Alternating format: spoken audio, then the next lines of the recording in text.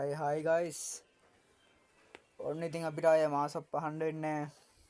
ඉතින් අපි හැමෝම දන්න ආශ්නික සිල්වා ආයේ මාසක් කියන්නේ නැල්ලු.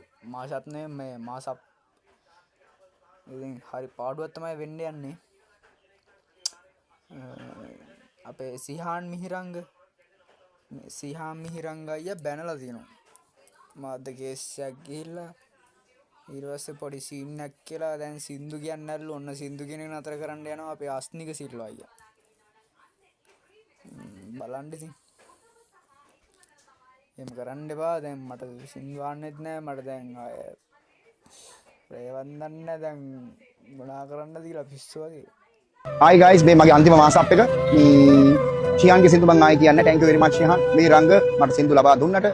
අදින් පස්සේ ආයි කවර්ස් කරන්නේ නැහැ. අකමැති නිසා. ඉතින් මේක අන්තිම කව එක. ශියාන් අයියාගේ රිදවනා ජීවිතේ තමයි අන්තිම කව එක. ඉතින් මේ මාසේ 28 හවස 5ට සින්දු අවුට් කරනවා. කට්ටිය බලන්න. අශ්නික සිල්වා ඔෆිෂියල් YouTube channel එක subscribe කරනවා. ඒක මේ subscribe කරා. මේක මම ඔය සිද්ධි වෙන්න කලින් රෙකෝඩින් කරපුවා. ඒකින්ද මට මේ සින්දු අයින් කරන්න බෑ. නැත්තම් මම ආයේ ශියාන්ගේ සින්දු කියන්නේ. okay, God bless you.